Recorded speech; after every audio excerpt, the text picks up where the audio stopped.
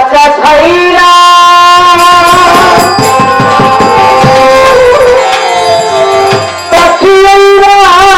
ফাঁকি দিয়া যাইব রে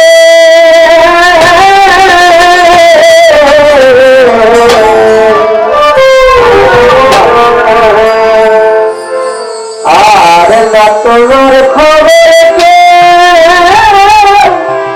লইব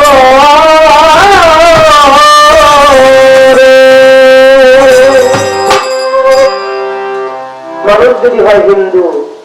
ধর্ম নিয়ে যদি বলে, কেউ যদি হিন্দু হয়, কেউ যদি বৌদ্ধ হয়, কেউ যদি খ্রিস্টান হয়, কেউ যদি মুসলিম হয়, পৃথিবীতে গিয়ে যেই ধর্মের হোক না কেন, আল্লাহর পবিত্র কোরআন শরীফের একটি ছোট্ট আয়াত একদিন তার জীবনে চির সত্য হয়ে যাবে। সে আয়াতটি হলো বললে না জায়গাতুল মউত। প্রত্যেকটি প্রাণীকে মৃত্যুর স্বাদ গ্রহণ করতে হবে। যেদিন এই দেহটার থেকে প্রাণ পাখিটা চলে যাবে, সবকিছুই ছিল যখন আপনি ছিলেন,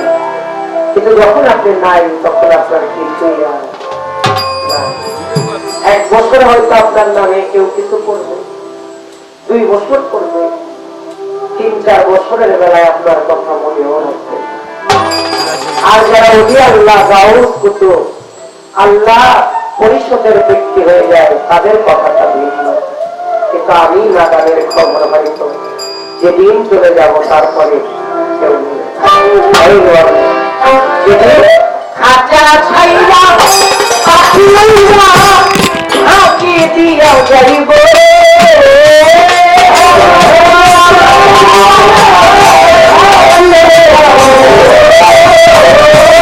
খাঁচা ছাইরা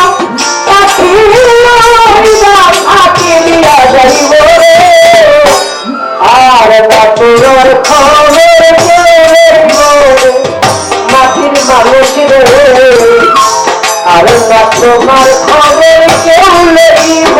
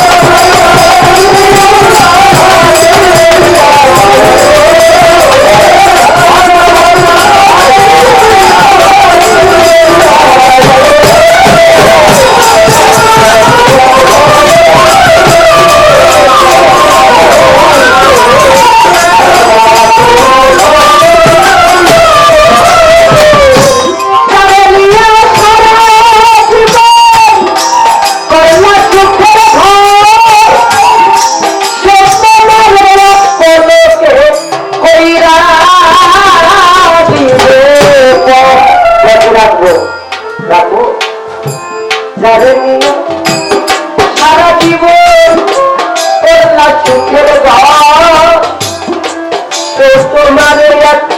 লোকে কইরা দিবে এক ব্যক্তি মারা গেছে পায়ের কাছে তার স্ত্রী বসে কান্না করতেছে আমার স্বামী মারা গেছে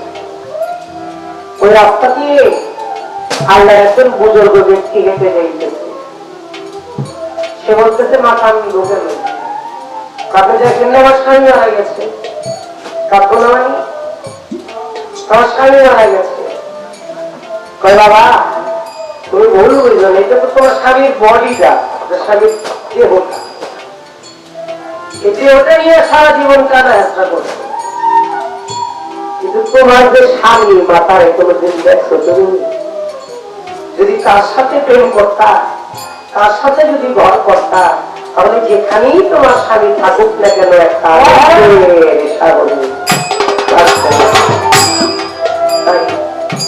যাদের নিয়ে ঘর করলাম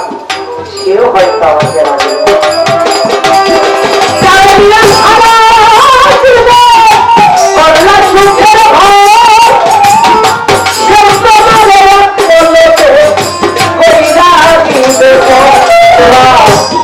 আদরেরই পুত্র কন্যা কাঁদবে কয়েকদিন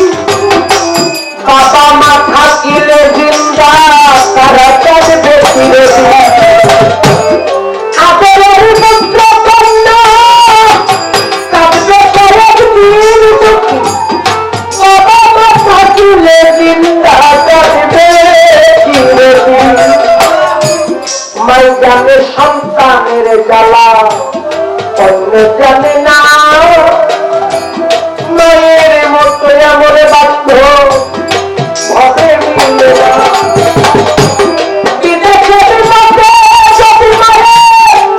টাকা মারা যায় দেশবাসী মজা দিতে লাগে জানে লজ্জাপতি গাছের পাতা জমি টোকা দিলে মনে তেমনি সন্তান হারাবার কলিজা করে মাছে কিনে গভীর গম্ভীর অংশে কিনে দাও যার মরে যায় বুকের ডাটা মার কলিজার খাও শুকনা গালা বর্ষা বলি কাছে খোঁজে কাছে সন্তানের সুখটাকে খাইয়া যাবে কারুর ধরিয়ে সন্তান যেন ভালো থাকে আমার যাই মুড়ি বলেছিলাম হাতের সমান না খালা ফুটুনা চাকি তারা গায়ের মতো না মায়ের কাটিতে জন্ম যেন বইলে ছয় মা ঘরের স্ত্রী থাকলে কাঁদে তিন দুই চারি পাঁচ তোমার আগে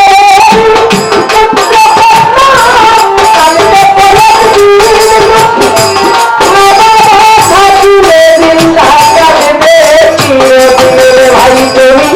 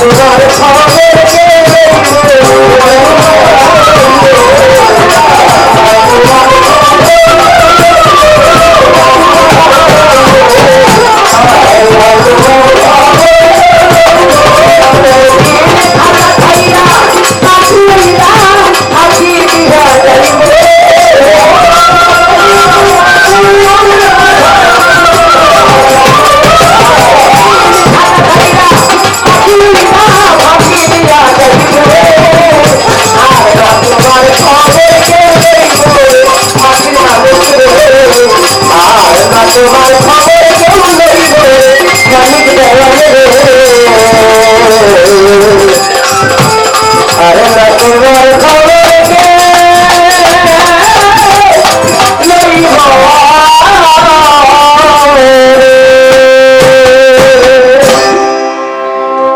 কারণ ৮০-৯০ হাজার টাকা দিয়া অনেক শিল্পী বাংলা করে আমি তারা বিচ্ছেদ গান গায় আল্লাহ যেন বিচ্ছেদ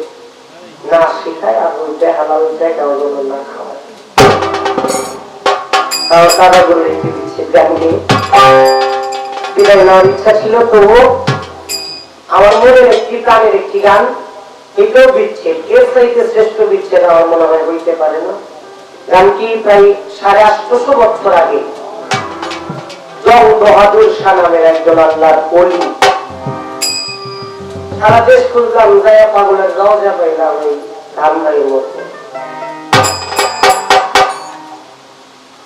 এই ৮৫০ বছর আগে এই একটা গানই তার পাওয়া গেছে আর আছে কিনা এখনো পাই নাই এর চেয়ে শ্রেষ্ঠ বিচ্ছেদ যদি মানুষ মনে করে আর কিছু হইতে পারে কিন্তু গানটা লক্ষ্য করে এই গানটার মধ্যে দিয়ে আপনি বিদায় নেব হলো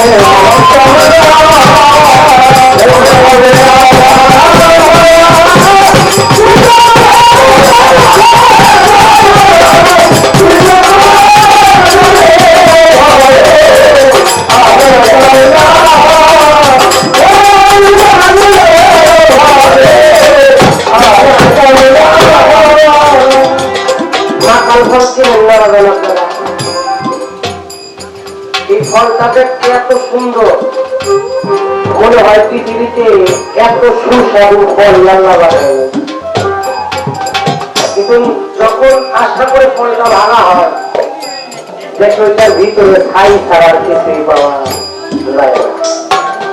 এত বড় থাকতে করে মাখাল ফল কেন বললো? কি বুঝাইলো মাখাল ফল? মাখাল ফলটাই হইলে এই দুনিয়াদারি মহড়া। যদি এই রঙিন মাখাল ফলের মধ্যে মহড়ার মধ্যে তুমি পড়ে যাও, তবে মায়াবদ্ধ কি কখনো সে ক্রোধটাকে বাঁধতে পারে? আর ক্রোধটাকে না পাওয়া একজন ভক্ত, একজন বান্দার জন্য যে কত বিরহ, কত বড় যে বিচ্ছেদ, এই বিচ্ছেদের বাবা বলে শেষ করা যাবে না। তিনি পাঠিয়েছিল কি দিয়ে?